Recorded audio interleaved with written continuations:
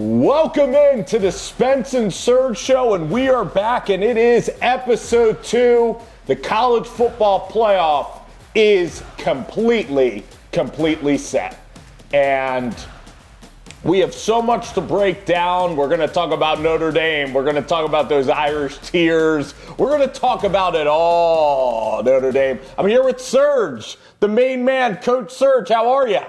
I'm doing all right. Thank you for having me on again. Thanks for always tuning into our show every single week.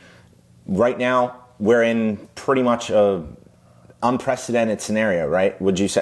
I don't think I've ever heard of this ever happening before. With Notre Dame football? Yeah. We're going to Notre Dame. We're doing that this segment. And Notre Dame, they are not playing in a bowl game. You have their athletic director that is absolutely going on every single show to complain. Do they have a gripe?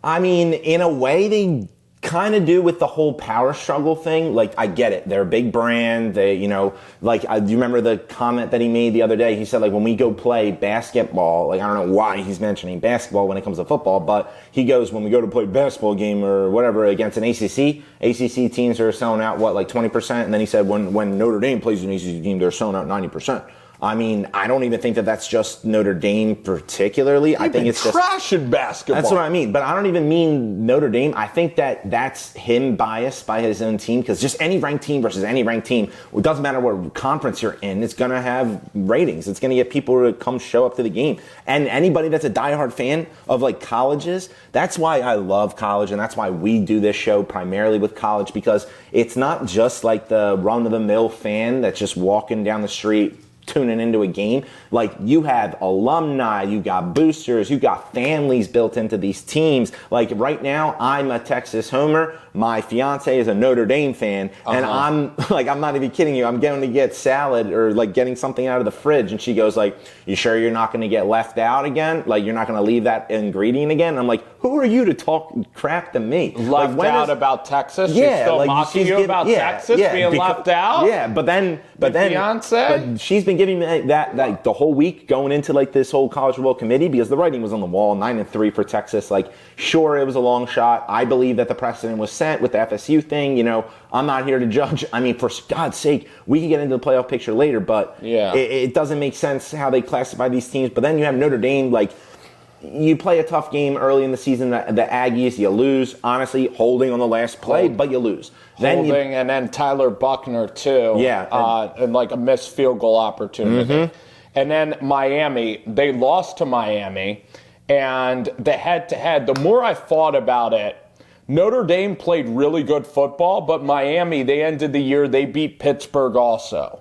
They beat Virginia Tech badly, too. So I think that 10-2 and 10-2, like, it was close enough where that's where it got decided. But the process is where I get Notre Dame being upset, because the process was talking about how Notre Dame was ahead of Miami the entire time, and then both of them didn't play, and Miami leapfrogged them. Because it's BS that they couldn't look at the two teams before. Yeah.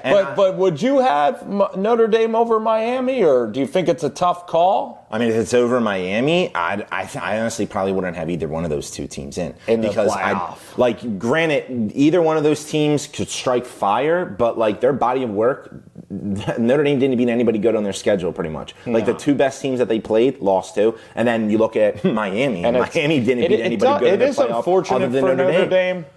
I kind of like that they're independent. I like that they're different, and I like that they're hated. So I like keeping Notre Dame over there. I think it's interesting for like debate and the sport. It's unfortunate that the best two games on their schedule, I mean, USC turned out to not be great, and then Stanford and these other ACCs are just jokes. I mean, I think they played Syracuse. They also played Louisville, I think. So for Notre Dame, they just don't have these great non-cons right now. No, they don't. Or they don't have any of these great matchups. Yeah, no, they don't. But the reason why I don't agree with Notre Dame being left out over Miami is because last year you kind of rewarded a Notre Dame team that ended up playing for the national title by losing to Northern Illinois. Like, how do you overlook such a bad loss like that, and then they ran the table, go to the national championship? It was one loss. Sure, but what were we talking about in terms of why this team should get in or why this team should not get in. Like maybe Notre Dame should have played a different opponent. We don't know. Like the crystal ball isn't They did there. fail early in the year, and I mean, we're going to talk about Texas, and a huge part of this episode will be about early season matchups. Yeah. So Notre Dame, I do feel for them because they were perfect the rest of the way. But after they lost, it was out of their hands. But guess what? This isn't a 20-team playoff. So you lose, you lose. In the old system, Notre Dame would have completely been out of the system immediately. Yeah, right. I'll touch on it a little bit more when we get into like the actual playoff scenarios, but there's just some teams that just shouldn't have been into this playoff. I think anybody can agree with it. You have two teams that already played each other and were in the regular season. Yeah. And it was a blowout, and both teams don't have their coaches, although Sumrall is... Did you see this tweet that he posted out today? He's got half jersey, one side Gator, one side Tulane. It was like Harvey Dent. Yeah. So I am upset about the bowl game, okay? I really am. And I know that I sound old or like a boomer in this take, but these are seniors, last chance to go out and play. Your fans get to go to Florida and play like a really good BYU team. Like, just go out and play the game of football. I really believe that the fact that it's like called the Pop-Tart Bowl, instead of it being called like the Allegiance Cup or something really badass. Yeah, I think I kind of understand that when you win and you're eating Pop-Tarts, how it kind of looks like really just Bush League. I mean, so I think that as silly as it sounds, the name of it being Pop-Tarts like just made them say F this crap, where if it was like the cup of legends of champions, it would like look more prestigious. Yeah, who knows? But I think that Notre Dame just basically tried to pull, like, it's funny because we thought that we'd be talking about Texas doing this, like canceling out of conference games because, you know, the precedent is being set basically by like omitting a team like Texas. You're telling them that if you were 10-2, you'd be getting in this playoff, right? Because would you or would you not have them over Miami? They have the best wins in the country. Yeah, it's between them and Miami. I can't see. They played a harder schedule. They played better in their harder schedules. Well, the games that they lost, like the Florida game, but here's the problem: Miami did beat Florida. Okay, but then you have Alabama with 3 losses. Sure, they played for a conference championship, but if they're a 2-loss team, Texas, where Alabama's not going to be. Because I like cutting off the conference championships. I don't care if you get beat 90. I don't agree. I don't care if you lose your conference championship either. Like Alabama, I think should have still been in. Like I'm glad that they let them in, but you got to set a tone. Like, do conference championships matter or not? Because you have teams on the outside like Ole Miss they didn't even have a chance for a conference championship. They're in. You have teams like Miami. I mean, you saw who won the ACC. That was embarrassing. Duke! It's embarrassing. The Dukies, baby! Dukies created March Madness in December. How did this happen? I didn't see it, did you?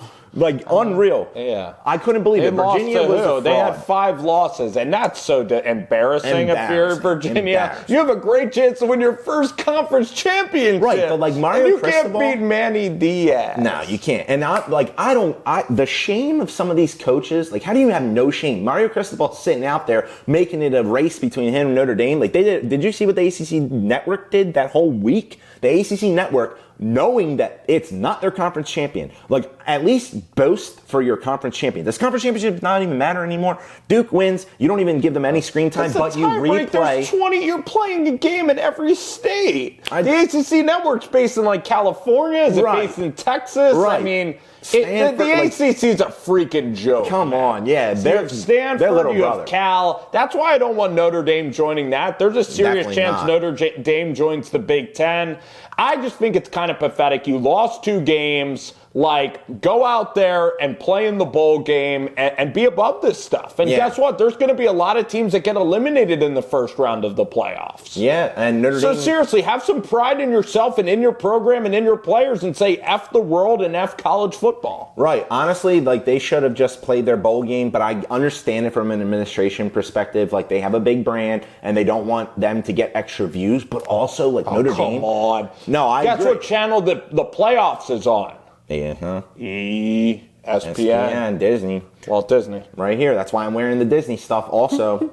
Disney's been in the news for a lot of stuff going on right now with the whole like Eagles charade that they had with that whole like, in the weeds. Yeah, in the weeds. But like Notre Dame with that whole scenario that they had, like I get it. You don't want to give like publicity or whatever, but like Notre Dame themselves as a university, you got to understand like you are still making revenue from it anyway. Like even $1 is better than none. Did you see Marcus Freeman, his post today? He's in Cancun. He posted a picture of himself going like outside of like the window of the plane.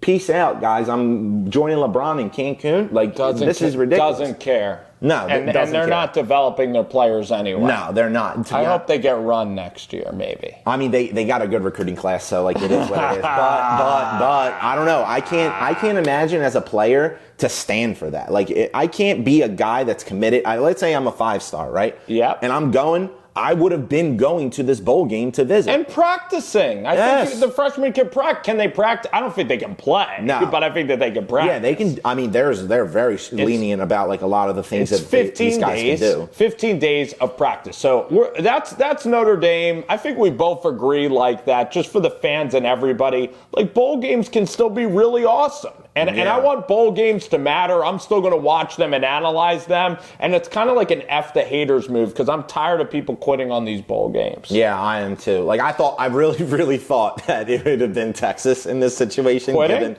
that whole like spiel that Sark. But Arch needs, and they did lose those games. Well, that's the thing though. Because of these bowl games, I'm actually pretty nervous